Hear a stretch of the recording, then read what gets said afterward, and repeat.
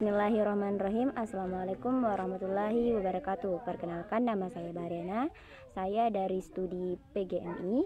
Di sini saya akan mengikuti UTS, yaitu metodologi studi Islam. Kita disuruh untuk membuat video 15 menit dan menjelaskan satu materi. Di sini saya akan menjelaskan materi tentang Islam dan globalisasi serta isu-isu Islam kontemporer. Islam dan globalisasi merujuk pada hubungan antara Islam sebagai agama dan tradisi dengan fenomena globalisasi, yaitu proses yang meningkatkan saling ketergantungan antara negara, budaya, ekonomi, teknologi di seluruh dunia. Globalisasi dapat mempengaruhi berbagai aspek kehidupan Muslim, baik secara positif maupun negatif. 1. Pengaruh globalisasi terhadap Islam. Teknologi dan penyebaran informasi, teknologi komunikasi, dan internet telah memudahkan penyebaran pengetahuan Islam ke seluruh dunia. Akses terhadap literatur Islam, ceramah, dan informasi keagamaan menjadi lebih mudah diakses. Yang kedua, mobilitas sosial dan ekonomi. Globalisasi telah membuka peluang bagi umat Muslim untuk berinteraksi dengan berbagai budaya dan berpartisipasi dalam ekonomi global. Hal ini memungkinkan umat Islam untuk memperkuat jaringan bisnis internasional dan kolaborasi antar umat. Yang ketiga, identitas dan budaya. Globalisasi juga dapat mempengaruhi budaya dan identitas Muslim. Beberapa umat Muslim merasa bahwa nilai-nilai tradisional mereka sedang terancam oleh budaya global yang bersifat sekuler dan materialistik, sehingga memunculkan kekhawatiran akan hilangnya nilai-nilai keagamaan. Yang keempat, radikalisasi dan Islamfobia. Di sisi lain, globalisasi juga mempercepat penyebaran narasi radikalisme, sementara sentimen Islamfobia di berbagai negara semakin meningkat dengan kekhawatiran terhadap terorisme. Yang kedua, isu-isu kontemporer dalam konteks globalisasi. Yang pertama, pluralisme dan toleransi beragama. Globalisasi mendorong interaksi antar agama yang lebih intens.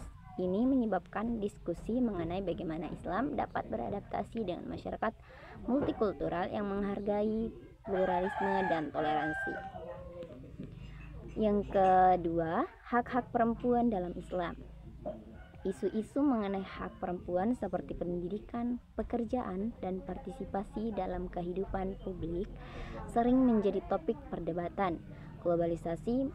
Yang keempat, globalisasi meningkatkan perhatian terhadap kesetaraan gender di berbagai negara. Yang kelima, demokrasi dan politik Islam.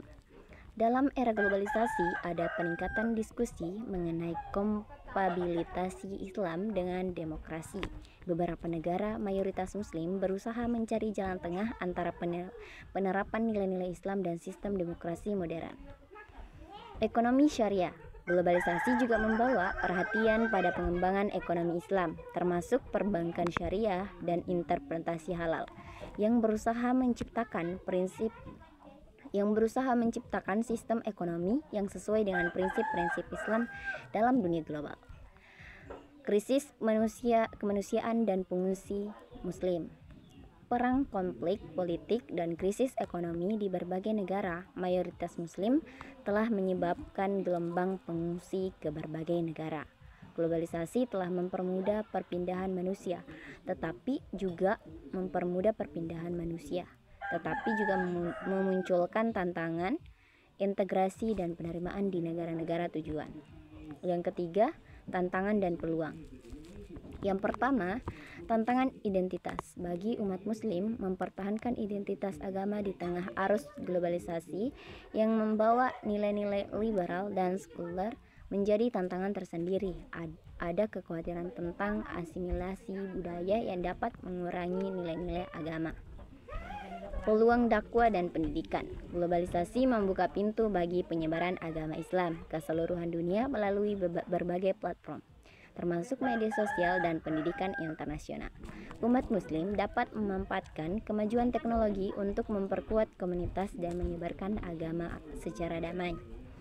Dalam konteks globalisasi, Islam menghadapi tantangan-tantangan baru yang menuntut adanya dialog dan adaptasi, sambil tetap berpegang pada prinsip-prinsip keimanan yang kokoh.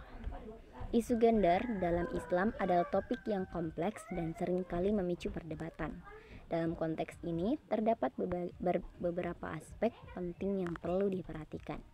Pertama, pandangan Islam dan hadis. Pandangan Al-Quran dan hadis. Banyak ayat dalam Al-Quran menekankan kesetaraan manusia di hadapan Tuhan. Namun penafsirannya terhadap teks-teks ini dapat bervariasi. Beberapa pemikir Muslim berargumen bahwa Islam mendukung kesetaraan gender, sementara yang lain menyoroti perbedaan peran antara pria dan wanita. Pertama, peran sosial. Dalam masyarakat Muslim tradisional, seringkali terdapat perbedaan peran berdasarkan gender. Wanita seringkali diharapkan untuk mengurus rumah tangga dan anak-anak, sementara pria menjadi pencari nafkah. Yang kedua, feminisme Muslim. Ada gerakan feminisme di kalangan perempuan Muslim yang berusaha untuk menafsirkan kembali teks-teks suci untuk mendukung hak-hak perempuan dan kesetaraan gender. Mereka menekankan bahwa banyak ajaran Islam dapat diinterpretasikan untuk pemberdayaan perempuan. Praktik budaya versus dengan ajaran agama. Banyak praktik yang dianggap sebagai bagian dari Islam sebenarnya lebih berkaitan dengan budaya setempat. Ini seringkali memengaruhi bagaimana gender diperlakukan dalam konteks sosial dan agama. Perubahan sosial. Dalam beberapa dekade terakhir, ada peningkatan kesadaran tentang hak-hak perempuan di banyak negara Muslim. Dengan semakin banyak perempuan yang terlibat dalam pendidikan, pekerjaan, dan politik. Islam memiliki pendekatan yang kuat terhadap lingkungan hidup. 1. Tauhid dan keterhubungan. Konsep tauhid atau keesaan Allah menekankan bahwa semua ciptaan Allah saling terhubung. Hal ini tercermin dari banyak ayat Al-Quran. Yang kedua, sumber. Al-Quran surah Al-An'am ayat 6 juz 6 ayat 38 menyatakan bahwa semua makhluk di bumi dan di langit adalah komunitas yang sama. Yang kedua, khalifah. Manusia diangkat sebagai khalifah atau penjaga bumi yang berarti memiliki tanggung jawab untuk merawat lingkungan. Sumbernya itu di Al-Quran, surah Al-Baqarah ayat 30 menjelaskan peran manusia sebagai khalifah. Yang ketiga, larangan kerusakan. Islam melarang kerusakan dan penyelewengan terhadap sumber daya Islam. Ini sumbernya pada Al-Quran surah Al-Baqarah ayat 205 dan surah Al-A'raf ayat 31 menekankan bahwa perusakan dan pemborosan adalah tindakan yang dilarang. Yang keempat, penggunaan sumber daya secara bijak. Pertama, Islam mengajarkan penggunaan sumber daya dengan bijaksana dan tidak berlebihan. Sumbernya dari dalam Al-Quran surah Al-Isra ayat 31 menunjukkan bahwa pemborosan tidak disukai oleh Allah. Yang kelima, kesadaran lingkungan. Pertama, ulama dan aktivis Muslim kini semakin mendorong kesadaran tentang isu-isu lingkungan, merujuk pada ajaran Islam, bersumber dari fatwa dan tulisan oleh organisasi-organisasi Muslim seperti Islamic Foundation for Ecology and Environmental Sciences (IFEES). Yang keenam, praktik ramah lingkungan. Praktik seperti penghijauan dan perlindungan hewan dipromosikan dalam ajaran Islam. Ini bersumber dari hadis Nabi Muhammad SAW seperti tercantum dalam Sahih Bukhari dan Sahih Muslim yang mengajarkan perlunya menanam pohon dan merawat lingkungan. Yang ketujuh, perubahan iklim dan tindakan global. Organisasi internasional dan konferensi seperti COP memfasilitasi diskusi tentang peran Islam dalam menghadapi perubahan iklim. Ini bersumber dari deklarasi Konferensi Islam Climate Change Summit 2015 yang menekankan tanggung jawab Muslim dalam isu lingkungan. Islam dan teknologi memiliki hubungan dan kompleks dan saling memengaruhi. Pertama, warisan ilmiah. Banyak penemuan di bidang matematika, astronomi, dan kedokteran berasal dari ilmuwan Muslim. Misalnya Al-Khawarizmi dikenal sebagai Bapak Aljabar, dan Ibnu Sina Avicenna yang terkenal dalam bidang kedokteran. Yang kedua, pemikiran etis. Dalam Islam, penggunaan teknologi harus sejalan dengan prinsip etika. Ini mencakup tanggung jawab sosial dan moral penggunaan teknologi modern seperti di bidang bioteknologi dan informasi. Yang ketiga, inovasi dan modernisasi. Di era kontemporer, banyak negara Muslim memanfaatkan teknologi untuk pembangunan ekonomi dan sosial, misalnya program-program inovasi di negara-negara seperti Uni Emirat Arab dan Turki. Edukasi dan penelitian. Edukasi dan penelitian. Banyak di universitas di negara-negara Muslim kini harus fokus pada penelitian teknologi dan sains dengan adanya kerjasama internasional. Di sini kita banyak belajar mengenai isu-isu dalam Islam dan globalisasi terkait dengan studi Islam. Makanya kita harus banyak mempelajarinya agar kita paham bagaimana kita bisa tahu isu-isu seperti apa yang berkaitan atau globalisasi itu apakah berkaitan sekali dengan studi Islam. Makanya kita sebagai mahasiswa selayaknya kita mempelajari banyak sekali materi agar kita lebih paham dan mengetahui apa saja yang diperlukan dalam mendapatkan ilmu, apakah memang bertentangan ataukah memang masuk dalam materi itu atau tidak. Di sini kita simpulkan bahwa di setiap apa yang kita lakukan itu pasti tercantum dalam Al-Quran, selalu berkaitan dengan wahyu Allah ataukah berkaitan dengan hadis. Di situ semua bergantung dari kerusakan fenomena alam, semuanya ada di dalam Al-Quran. Semuanya tercantum dalam Al-Quran maupun di hadis. Bisa saja suatu fenomena itu tidak terkandung dalam Al-Quran, namun terkandung dalam suatu hadis Nabi yang diriwayatkan oleh para sahih.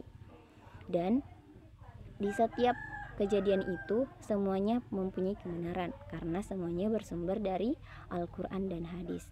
Maka kita tidak boleh meragukan kebenarannya karena semua itu bersumber dari Al-Quran dan hadis. Disitulah kita harus membuka pikiran kita bahwa semua itu masuk dalam studi Islam.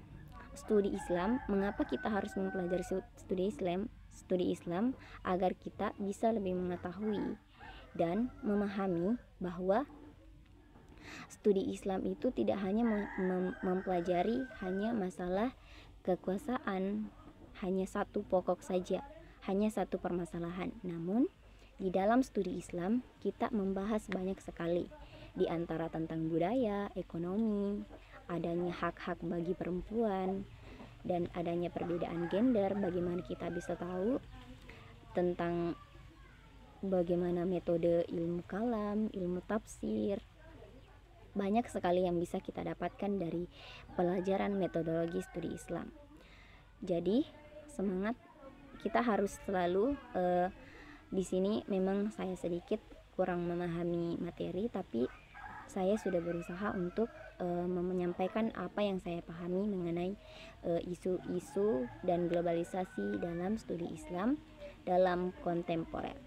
Di sini, di dalam materi ini saya banyak mengetahui bahwa banyak sekali di sini isunya kita harus selalu mempelajari studi Islam, karena studi Islam ini kita bisa mempelajari tentang ajarannya, praktiknya, bagaimana cara melakukannya, kita bisa tahu semuanya. Disitulah kita bisa tahu. Di sini dalam materi saya menjelaskan bagaimana tentang konflik, bagaimana cara mengatasinya, masalahnya, isu-isunya, peristiwa apa yang terjadi, apakah mereka benar-benar terkandung dalam Al-Quran ataukah tidak. Tapi di materi saya di sini kita menjelaskan bagaimana suatu peristiwa atau fenomena ataupun isu yang terjadi itu memang betul-betul itu berasal dari Al-Quran, bersumber dari Al-Quran.